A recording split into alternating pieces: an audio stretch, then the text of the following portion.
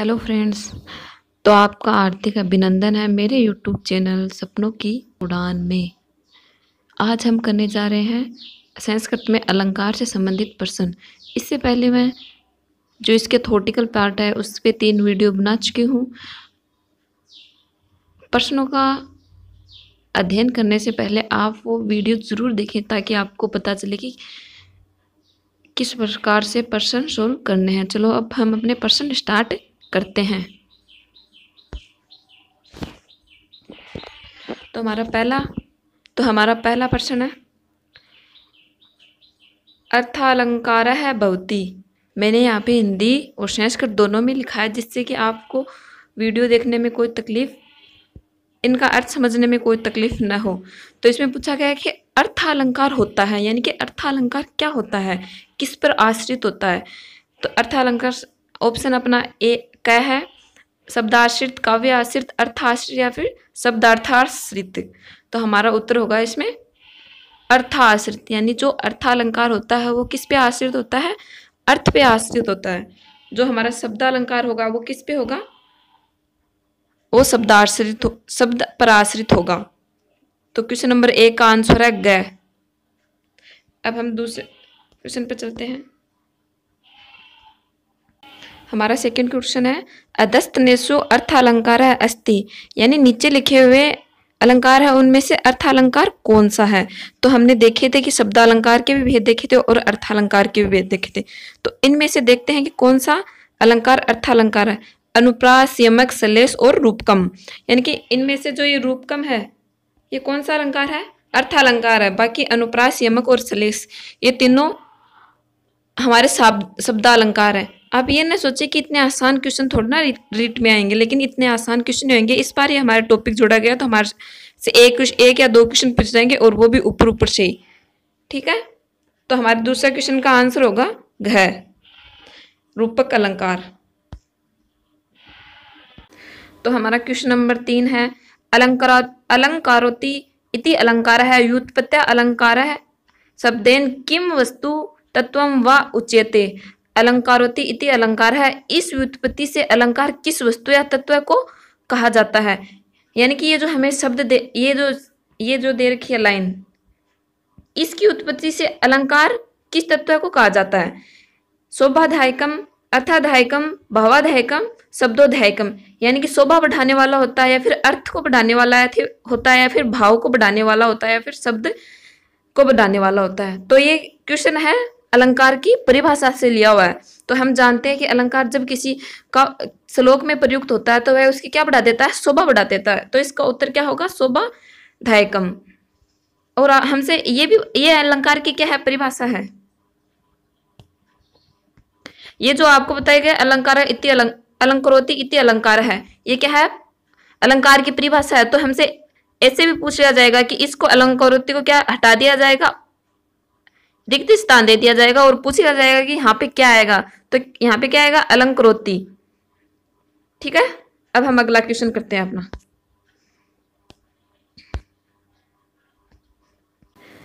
तो हमारा चौथा क्वेश्चन है, इतेषु अलंकारेषु शब्दालंकारः कः अस्ति, यानी कि नीचे जो अलंकार दिए गए हैं उनमें से शब्दालंकार कौन सा है। हमने पिछले वीडियो में, फर्स्ट वीडियो में पढ़ा था शब्दालंकार के बारे में।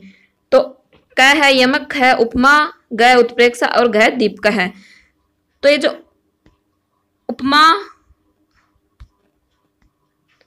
उपमा और उत्प्रेक्षा और दीपका, ये कौन से में आएंगे, ये है अर्थालंकार। अर्थ के आधार पर काव्य की सुंदरता बढ़ाते हैं। और ये यमक है, ये कौन सा होगा, ये हमारा होगा शब्दालंकार। यमक, अनुप्रास और सलेश, शब्दालंकार के कितने भेद होते हैं, 3 भेद होते हैं, यमक, सलेश और अनुप्रास। आपसे पूछा जाएगा कि शब्दालंकार के कौन कौन से भेद है, तो यमक, अनुप्रास और सलेश शब्दालंकार के भेद होते हैं। उपमा, उत्प्रेक्षा, रूपक सब अर्थालंकार के भेद है। हम अपना अगला क्वेश्चन करते हैं। संसारः विपवृक्षस्य देवेव एवं रसवत फले काव्य अमृत रसास्वादम संगम सजने से है। यह आपको श्लोक दिया गया है और इस श्लोक में पूछा गया है कि उत्तम उदाहरण है कस्य अलंकार से अस्ति। ये जो उदाहरण है ये कौन से अलंकार का है? अगर आपने पिछले वीडियो देखे होंगे तो मैंने ये अलंकार बताया था। यहाँ पे क्या हो रहा है?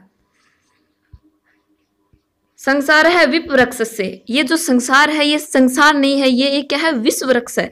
और ये एक यहाँ पे काव्य अमृत, ये जो काव्य है ये क्या है? काव्य नहीं है, ये एक अमृत है। तो यहाँ पे क्या हो रहा है? उपमेय पर उपमान का क्या हो रहा है? आरोप हो रहा है। संसार है वो संसार नहीं है, वो क्या है? एक विश्व रूपी अमृत है। तो जहां पर उपमेय और उपमान में भेद नहीं हो सकता वहां पर कौन सा अलंकार होगा? रूपक अलंकार। तो इसमें क्या होगा? घ। उत्प्रेक्षा जिसमें संभावना हो। यमक कौन सा अपना शब्द अलंकार है और श्लेष भी कौन सा शब्द अलंकार है? यमक अलंकार में क्या होगा? यमक अलंकार में शब्दों की बार बार आवृत्ति होगी। कोई शब्द होगा जो कि क्या होगा? जिसकी बार बार आवृत्ति होगी। और ये जो अपना अनुप्रास अलंकार होता है उसमें वर्णों की बार बार आवृत्ति होती है। तो अब हम अगला क्वेश्चन करते हैं अपना। मन्ने संके ध्रुवम प्राय इव नुन्नम इत्यादि भी चिन्ह कह अलंकारों विजते। यानी कि इसमें पूछा गया कि ये जो चिन्ह है ये कौन से अलंकार में प्रयुक्त होते हैं और उसे हम कौन सा अलंकार कहते हैं? तो मन्ने संके ध्रुवम प्राय और इवम नुन्नम, ये जिस भी अलंकार में दिखाई देते हैं वो अलंकार कौन सा होगा? अपना उत्प्रेक्षा। उत्प्रेक्षा यानी संभावना अलंकार। ये ट्रिक होती है कि जिस अलंकार में ये सब दिखाई देंगे वो सदैव उत्प्रेक्षा अलंकार होगा। और एक आप यहाँ पे इव देख सकते हैं। इव, इव अगर संज्ञा पद के साथ होगा तो वहां पर क्या होगा? उपमा अलंकार। और यहां पर क्या? अगर इव क्रियापद के साथ होगा, ये जो इव है ना, ये इव अगर ये क्रियापद के साथ होगा तो उत्प्रेक्षा अलंकार होगा। अगर ये संज्ञा पद के साथ होगा तो कौन सा होगा? उपमा अलंकार होगा। ये ट्रिक होती है कि जहां पर इव जिस भी श्लोक में इव क्रिया संज्ञा पद के साथ दिखाई दे वो उपमा, और जहां पर इव क्रियापद के साथ दिखाई दे वो उत्प्रेक्षा अलंकार। तो उत्प्रेक्षा अलंकार वहां पर होगा जहां पर ये शब्द पाए जाएंगे। ठीक है, आप इस ट्रिक को याद कर लेना। तो हमारा अगला क्वेश्चन है यस्मिन अलंकारे उपमेय उपमान यो है संभावना वेजते सह अलंकार अस्ति। यानी कि ये ऐसा कौन सा अलंकार है जिसमें उपमेय और उपमान में संभावना होती है? तो हमने पिछले क्वेश्चन में देखा था कि उत्प्रेक्षा का मतलब ही क्या होता है? संभावना। संभावना मतलब मानो कि अमावस्या की रात में, कवि कह रहा है कि अमावस्या की रात में आकाश से काजल की वर्षा हो रही है, यानी कि इतना घोर अंधेरा है कि जैसे काजल की वर्षा हो रही हो, वो वहां पे संभावना तो दर्शाई जा रही है। रियल में तो काजल नहीं है ना, तो वो तो आकाश ही ऐसा है। तो यहाँ पे क्या हो रही है? संभावना दर्शाई दे रही है। अथंतरन्यास में क्या होगा? जो भी सुक्ति होंगी वो किस में प्रयुक्त होगी? अथंतरन्यास में। संदेह अलंकार में दो चीजों में क्या किया जाए? संदेह किया जाएगा। जैसे कि अंधेरे कमरे में आप गए तो वो आपको रस्सी दिखाई दी और आपने सोच लिया ये सांप है, संदेह कर लिया। यहाँ पे यमक में क्या होगा? यमक में होगा शब्दों की आवर्ती। ये एक शब्द अलंकार है, इसमें क्या होगी? शब्दों की बार बार आवर्ती होगी। तो हम अपना अगला क्वेश्चन करते हैं। अगर आपको वीडियो अच्छा लगे तो लाइक एंड शेयर जरूर करें और सब्सक्राइब भी करें, जिससे कि हमारा मोटिवेशन बढ़ता रहे और हम अच्छे अच्छे वीडियो आपके लिए लाएं।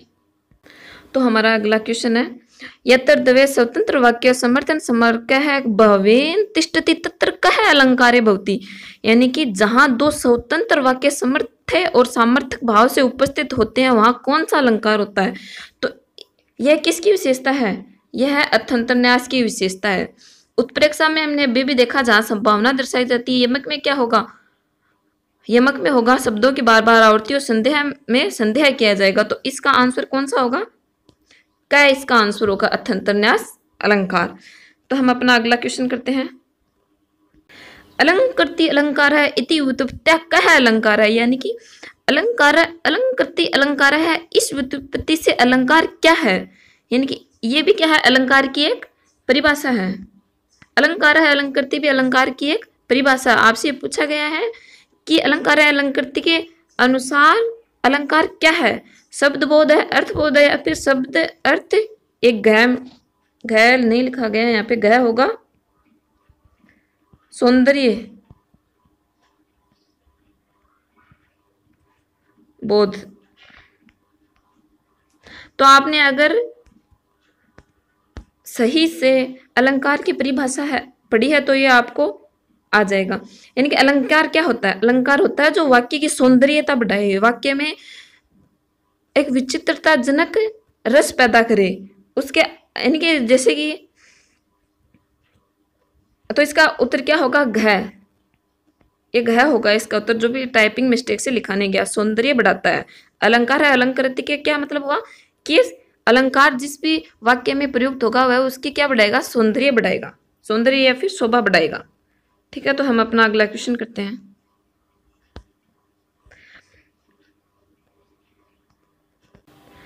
लिम्पतिव तमो अंगी उदाहरणम अस्ति। इसमें पूछा गया है कि ये जो सेंटेंस है लिम्पतिव तमो अंगी, ये कौन से अलंकार का उदाहरण है?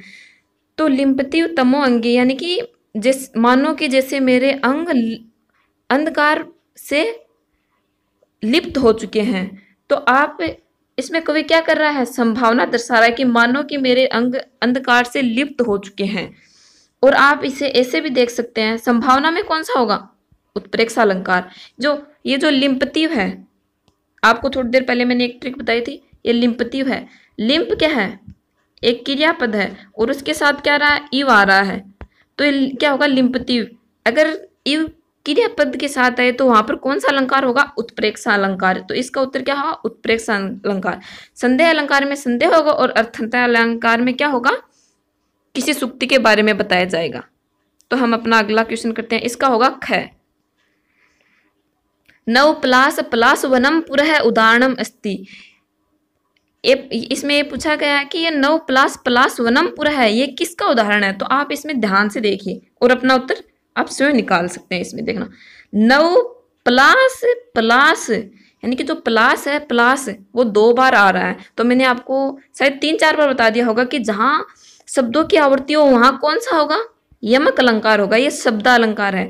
ये जो ऊपर वाले दो है, ये दोनों क्या है? शब्दालंकार है। जो शब्द के आधार पर वाक्य की सौंदर्य बढ़ाते हैं वो कौन से अलंकार होते हैं? शब्दालंकार। तो इसमें क्या हो रहा है? 2 बार एक ही शब्द की आवृत्ति हो रही है, तो यहाँ पे कौन सा अलंकार होगा? यमक अलंकार होगा। ठीक है, हम अपना अगला क्वेश्चन करते हैं। वृहत् सहायम कार्यंतम छोद्यानपि गच्छति इति उदाहरणम अस्ति। इसमें पूछा गया है कि ये जो आपको सेंटेंस दे रखा है, ये कौन से उदाहरण का अलंकार है? तो ये कौन से उदाहरण का है? अर्थंतानास उदाहरण का। तो हम अपना अगला क्वेश्चन देखते हैं। इसमें मैंने आपको एक क्वेश्चन है, हमारा अगला क्वेश्चन है, इसमें मैंने आपको क्वेश्चन ही दिए हैं, बस ज़्यादा नहीं दिए ताकि हमारा वीडियो ज़्यादा लंबा ना हो। कस्मिन अलंकारे शब्द प्रयोगेण चमत्कार भवति। यानी कि किस अलंकार में शब्द प्रयोग से चमत्कार होता है? ऐसा कौन सा अलंकार होते हैं जिससे शब्दों से क्या होता है? चमत्कार होते हैं। तो इन अलंकारों क्या कहते हैं? शब्दालंकार। कितने प्रकार के होते हैं? 3 प्रकार के होते हैं, अनुप्रास, यमक और श्लेष शब्दालंकार में। हमारा सेकंड क्वेश्चन है, कस्मिन अलंकारे आवर्तनाम शब्दानाम अर्थम पृथक पृथक भवति। यानी किस अलंकार में आवर्त शब्दों का अर्थ अलग अलग होता है? इसमें आप ये ध्यान रखो कि इसमें क्या पूछा गया? आवर्त शब्दों का। तो हमने देखा है कि बार बार एक जैसे शब्दों की आवृत्ति कौन से अलंकार में होगी? यमक अलंकार में। आई होप आपको ये समझ में आए। तो हमारा अगला क्वेश्चन क्या है? उत्प्रेक्षा अलंकस्य कतिपयानि चिन्हानि लिख्यताम।